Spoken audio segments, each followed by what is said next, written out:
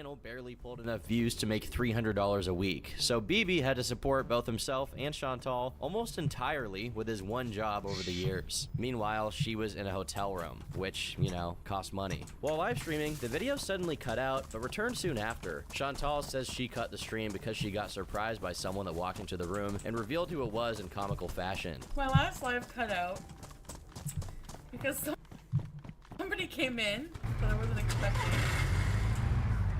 Guess who? Introducing.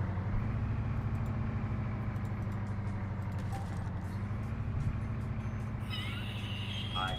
Pete's sharing a hotel room with her was a shock and concern to many, particularly when it came to what Chantal's relationship status with BB was. If Pete's was there with her, that meant BB was working a night shift on New Year's Eve while his girlfriend stayed with her ex in a hotel, and I doubt they were just mukbanging the whole time. Unsurprisingly, a month later, BB broke up with Chantal, adding credibility that this New Year's incident was the last straw that broke the camel's back. This wasn't the first time Pete's had been seen in Chantal's content, and he actually became a regular over the years, but staying in a hotel with her was probably what crossed the line for BB. It was also obvious that BB absolutely hated being filmed whenever he sparsely appeared in one of Chantal's videos. Every time he did materialize in a vlog, he would always have a 1,000-yard stare, and his facial expressions were usually that of disdain or embarrassment. BB never looked like he wanted to be around her. He always looked miserable. After BB dumped Chantal, he immediately kicked her out of his apartment, and Chantal stated that she will be moving back in with Pete's. Make no mistake, the two weren't back together as a couple, but because BB was the one who paid for rent and most of Chantal's expenses,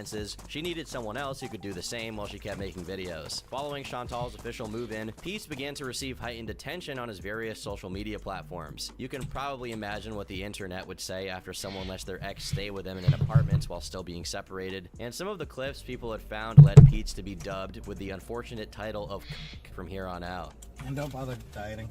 Diets are bullshit. Oh yeah, but it's not.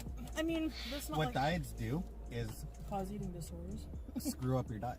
Screw up your body. Yeah. Because your body doesn't know whether you're starving or well fed. This attention seemed to be a little too much for Pete's, and he responded in a multi-tweet thread issuing his gripes. I was curious what my friends' haters thought about the recent videos I was in. Most of the comments were just boring, the usual or simp crap that douchebags like to toss around. But a couple of things were ridiculous enough to deserve brief responses. Chantal does not, in fact, control my banana consumption. I didn't feel like having a banana right that moment. Aside from that one bag of Ruffles, Chantal doesn't really steal my food. I keep my snacks in my room because it's convenient for me. Chantal and Pete seemed to get along fine for the next few months, but after a while, things started to get heated. When spring rolled around and the fungus was in full effect, tensions between the two began to brew. The lockdown had forced both of them to stay cooped up with each other, and eventually they started to get a little stir-crazy. This tension reached its apex in September when Chantal received an email from a troll threatening her with her family's docs, and signed the email Charlie Motherfucking Gold. Charlie Gold was one of Chantal's biggest detractors and often made videos poking fun at her. Given their shared history of past drama, upon receiving the email, Chantal immediately initiated a live stream where she not only accused Charlie of the act, but also went as far as to dub her Charlie Cole, asserting that she could spot a criminal from a mile away. So, lo and behold, I get an email, and it's like a threatening email. You're stupid. Or whoever it was, it's definitely going to be traceable.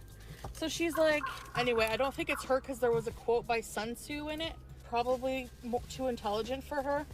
But anyway, it's like, you better think again before making any community posts against me or anyone else you deem bullies on YouTube, because you don't know what your critics, what information they have at their fingertips. I could just picture her writing like this. You better watch it because, and she put my mom's full name. She doxed my mom, like her address and her phone number. I knew she would play dirty like that. It's only a matter of time till her true colors, because she's a piece of So here's the thing, Charlie Cole, I dare you.